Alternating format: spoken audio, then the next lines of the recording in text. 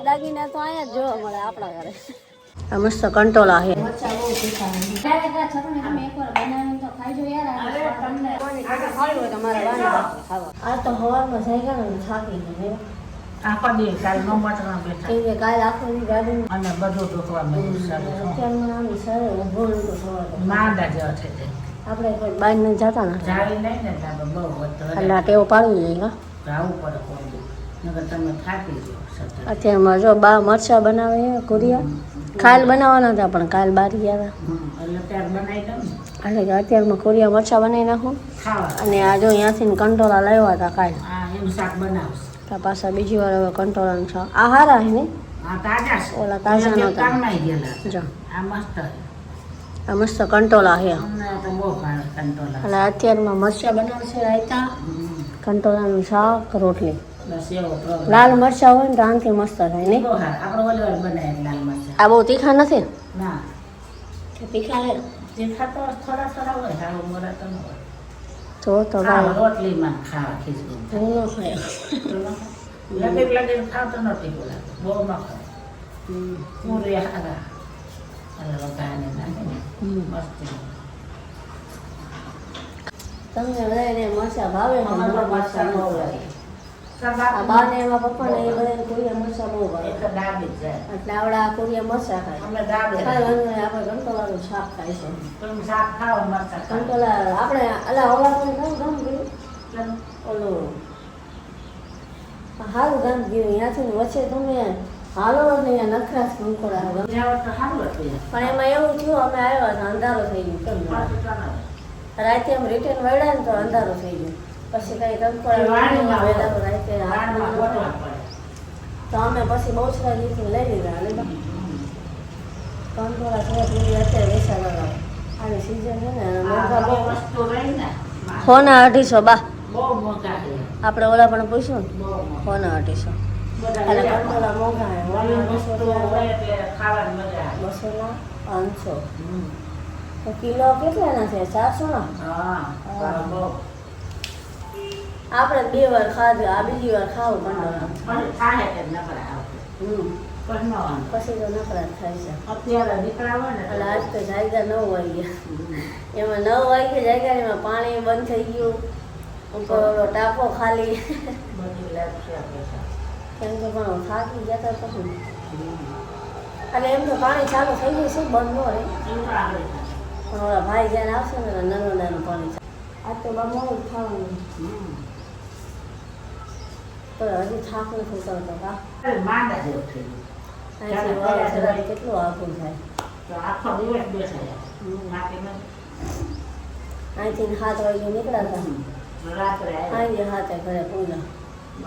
આખો દિવસ બાય મસ્ત વઘારી નીકળશે મસ્ત. બા હે ને આવી રીતના વઘારે બધાની રીત જો મારો. કોઈ અલગ હોય તો કોઈ બીજી રીતે હોય. બા આવી રીતના બનાવે. તેલ ગરમ નાખીને પકાય પાકી એના જાય. મરચાં બહુ તીખા હોય. તીખા તો છે. મને તો બહુ ભાવે. કેમ કોઈ પણ શાક હોય તો એ જ્યાં તમે જોવો ને બધાની રીત અલગ હોય. કોઈ એ રીતે બનાવે કોઈ આ રીતે બનાવે. નોખી રીતમાં જેને જેમ આવડતું એ રીતે બનાવે. અને બા તો પહેલેથી જો મરચાં આવી રીતના બનાવે. જો છે ને તીખા પકાયો. બાય અત્યારમાં ઉઠીને પહેલા જ મરચાં કામ લઈ. હા મને તો જો અમે કરતા હતા કંટોળા સુધાર નાખ્યા. ના કંટોળા તો પહેલા સુધાર નાખ્યા ઉતરતા. પછી લસણ બાય પૂરી મરચાં ને એવું સુધાર. હું કામ કર્યા કરું. બાય વાસણ વેલા ધોઈને ખાઈ હારું છે બા પાણી વયું ને. હા હવે પાણી આવે એટલે આપણે પાછા નાશું ધોઈશું રાંધશું આવું બધું આખો મેટલ કરવાની જોઈએ. કંકોડાનું શાક બને. કંકોડાનું શાક આવે બાય ખીચડી બને. એટલે કંકોડાનું શાક ને ખીચડીનો કઈ રીતના મેસ પડે એ લાય ખીચડી આવે રાયતા બનશે. હા એટલે હા મેં એ બધું વિચારીને કર્યું. ઓ ખીચડી કે શાક મરચા ઓ રોટી કે શાક કંકોડા હા શેક નહીં. हाँ वो बात तो सही है पागल है तो भाषा हिंदी में बात करें हमारे हिंदी में बात એટલે करें हिंदी कभी कभी बोल लेते हैं भोज में हिंदी गुजराती हिंदी बाकी अंग्रेजी नो आवड़े तो एक થાય થોઈ ये सब જો કંકોડાનું શાક આ સાઈડ મૂકી દીધું, ઓલી સાઈડ ખીચડી મૂકી દીધી. હવે લોટ બાંધે હે. આ અત્યારે 11 વાગ્યા હે. કેમ ખબર હે કાલ આખો દી થાકી ગયા હતા અને કાલ કાંઈ હરખું જમવામાં મેળ નતો આખું ખાધું બે એટલે આજ તો બા કે વહેલા છતાં જ રાંધી લેવું છે. ગમે એમ તો બા રોટલી જેવું ન થાય. રોટલા જેમ ન થાય ને ઈ ભાજી ભાત હમ અને રોટી રોટી એટલે અત્યારે વધુ વહેલા વહેલા જ કરી બધી નાખીએ. આઈટમ બનાવી કંટોલાનું શાક રાઈ ટમાટા ખીચડી અને ઈ પછી એવું ખાતું જવા દેવું કે ભલા પણ હું સાડા 11 લગભગ બધી રસોઈ બની. મારે કેવું મને ગમે પ્રોબ્લેમ હોય ને એટલે સમજાણ જીવન જ એવું એટલે આનંદમાં જ હોય તે એક દી વિકી મામા કહેતા મને વિકી જીવતો કે એમાં તમે કાંઈ નહીં હોય પૈસા કોઈ વસ્તુ તો તમે કે દાંત જ કાઢતા હોય બધી મારે કુદરતી બક્ષિસ છે હું દુઃખી તો હોય જ નહીં ભલે મારે કાંઈ ન હોય તો મારો છોકરો દેવ થઈ ગયો એટલે મને કે એમાં તમે તો દાંત જ કાઢતા હોય કે તમે કાંઈ આમ ચિંતા જેવું ન થાય ના મારે તો હનુમાનજીની આમ જો પશ્ચિમ કૃપા છે બા તડકો માર નીકળ્યો તો પાછા વાદળા થઈ ગયા. હા પાણીનો જોજે આવે તો પાણી બંધ એને ક્યાં આવે એ ઓલો ભાઈ ભૂલી જો તડકો નીકળ્યો તો ને પાછા વાદળા જેવું થઈ ગયું. પાણી આવ્યું નથી હવે આવે કઈ આવું છે આ બપોરે જમી કરીને આવું છે વાગી ગયા. હવે આપણા કપડાં સુકાણા કે નથી સુકાણા? શર્ટ તો સુકાઈ ગયા છે બધાય પણ આમાં થોડું કેવડાવે છે પેન્ટ નથી સુકાણા ભાઈ કેમ કે વચમાં પાછા બપોરે વાદળા જેવું થઈ ગયું છે. બાજુ રેડિયો બજાવે છે બાબાની મોજમાં છે. આજ તો 5 વાગ્યા ને તો પાણી ચાલુ છે. હાલે જો અહીંયા ભીના થઈને સૂતા અને નીચે રેડિયો વાગે છે બાકી આવા દાગીના તો અહીંયા જ જોવા મળે આપણા ઘરે. આ થોડીક કોમેડી થાય એમ આવા નંગ તમને ક્યાંય આ નંગ રહ્યા ને આ મારા ઘરે જોવા મળે કારણ કે ઓર પ્રકારના જ નંગ એ બધા. બાકી અત્યારે હવે થોડી ગરમી થાય અત્યારે કોઈ નહીં. અત્યારે તારા વાલા આખા ભીના થઈને ખાટલા હોતા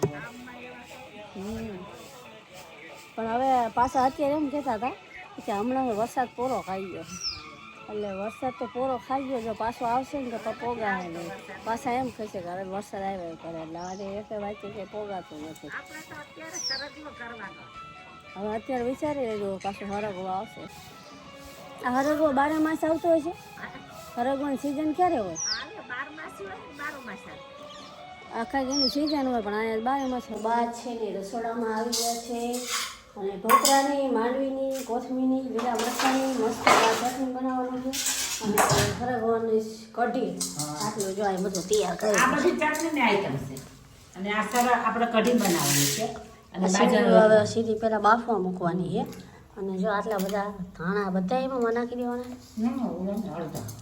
અને ટોપરો અને લીલા મરચા અને ખારી સિંગ અથવા માંડવી કોઈ પણ ચટણી બને એમ અને એની પહેલા બા કે હું થોડા ગાંઠિયા ખાઈ લઉં ખાલી મેં ખાધા ગાંઠિયા ને બા કે હું થોડા ખાઈ લઉં મેં ખાધા ને બા નો ખાય એવું ન સિંગ વાપવાની બાજુ પછી ચટણી હું ખાંડીશ બા પછી રોટલા બનાવું. આ ચટણી બહુ મસ્ત લાગે. તીખી ખાતા હોય એને લીલા મરચા વધારે નાખવાના અને મોળી ખાતા હોય તો મરચા એવી રીતના ગોઠવવાનું છે. તો અત્યારે તો જો પહેલાં થોડીક હવે ગાંઠિયા ખાધા ને થોડીક ચા પી લેવી પછી એ બહારનું કામ ઉપડે એટલે જોવું પડે. તૈયાર કર્યું તમને દેખાડી દેવામાં દેખાય નહીં ને માટે જો હવે આમાં આઈટમ કેટલી આવે તમને બતાવી દઉં તમારે કોઈને બનાવી હોય તો બનાવી શકાય.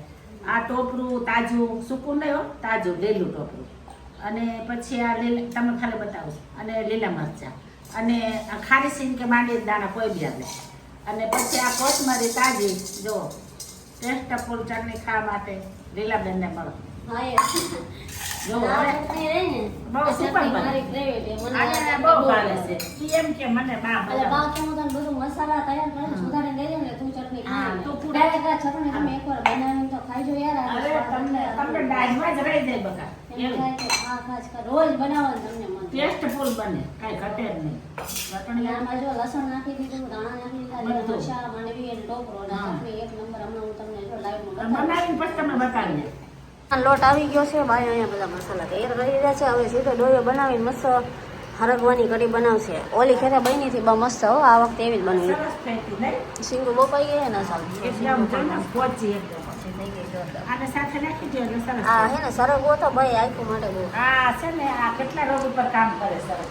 હવે જો ડોયો બનાવે છે અને આને પછી સરસ વઘારીને પછી આ નાખવાનું તો તમે ના વઘારજો, કઢી પાકી ગઈ એટલે પછી આ નાખો, પછી ઉકાળવા દો. આજ તો પણ બપોરે કંકોડા આ કોઠા કાઢ્યો. આજ અત્યારે હરગવાની કઢી. અને કાલ પછી હવે ભીંડો અથવા દૂધી કોઈ બી બનાવવાનું છે. કાલનો પ્રોગ્રામ.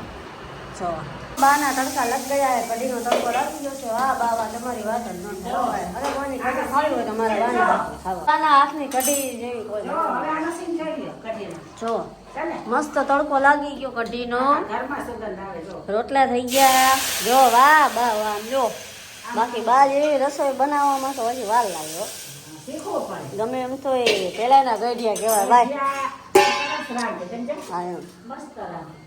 હવે તો બસ ખાલી હરગો નાખી દેવાનો છે ને કઢી તૈયાર છે. વિડીયોને આપણે એન્ડ કરી દેવાનો છે. વિડીયો ગમે તો લાગશે, સબસ્ક્રાઈબ કરી દેજો. ફરી મળીએ નવા બ્લોગ સાથે, નવા ઉમંગ સાથે. માતાજી.